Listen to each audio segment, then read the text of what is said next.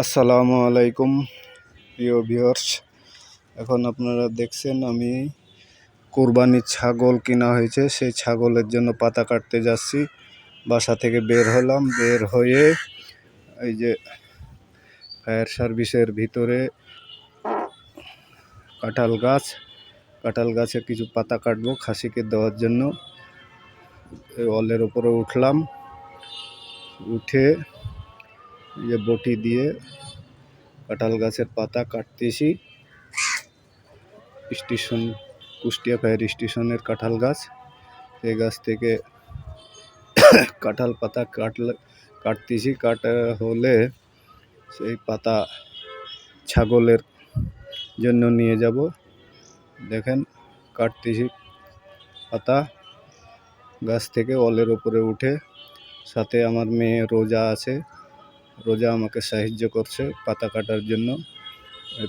মাত্র পাতা কাটা শেষ, অলের ওপর থেকে নামলাম এবং পাতাগুলো এখন গুছায়ে আটি হিসাবে বাঁধবো। একটা একটা করে যে গুছাচ্ছি, গুছাইয়ে নিয়ে যাব। এই কটা পাতা কাটলাম, কাটার পরে এখন একটা দড়ি দিয়ে বাঁধতেছি। বাঁধার পরে এই যে আপনারা দেখতে পাচ্ছেন নিয়ে যাব। কুরবানির খাসি কিনা হয়েছে, সেই খাসির জন্য আটি বাঁধতেছি। গোছালাম, গোছায়ে এই যে নিয়ে যাচ্ছি। এখন পাতা নিয়ে যাচ্ছি বাসার দিকে। বাসায় ঢুকে মেয়েকে সাথে করে যাব ছাগলের কাছে। বাসায় ঢুকলাম, পাতাটা রেখে বটিটা করে রাখে আমরা এখন যাব ছাগলের কাছে। আসলাম ছাগলের কাছে, যে কুরবানির জন্য ছাগল কেনা হয়েছে সেই কুরবানির ছাগলকে কাঁঠালের পাতা দেওয়ার জন্য আসলাম। সাথে আছে আমার মেয়ে রোজা সাথে করে, এবং রোজার মামা আমরা ওখানে যে ছাগলের পাতা খাওয়াচ্ছি, কাঁঠালের পাতা খাবে। এবং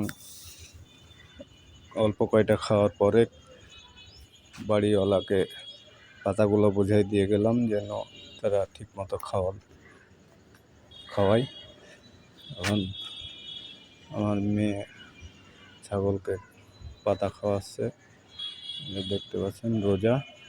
এবং ছাগলটা অত্যন্ত চঞ্চল, ছোট বাচ্চারাকে দেখলে ঢিপ মারে, যেন মেয়ে ভয়ে কাছে যাচ্ছে না। পাতা নিয়ে দূর থেকে তাকে খাওয়ানোর জন্য চেষ্টা করতেছে, আসতেছে। এই যে দেখেন রোজা আমার সাথে আছে, পাতা খাওয়ানোর জন্য আসছে। এবং দেখে শুনে আমরা এখন চলে যাব কিছুক্ষণের মধ্যেই। এবং এই ছাগল ঈদের দিন সকালে আমরা নিয়ে যাব ইনশাল্লাহ। সবাই দোয়া করবেন আমাদের জন্য। এবং সবাইকে অগ্রিম ঈদের শুভেচ্ছা জানিয়ে কুরবানির ছাগল আপনাদেরকে দেখালাম। কেমন হয়েছে লাইক দিয়ে, শেয়ার করে, কমেন্ট করে সবাই জানাবেন এবং দোয়া করবেন। এই যে মেয়ে খেলাধুলা করতেছে, আনন্দ করতেছে ছাগল দেখে। এখনই আমরা চলে যাব অল্প কিছুদের মধ্যে।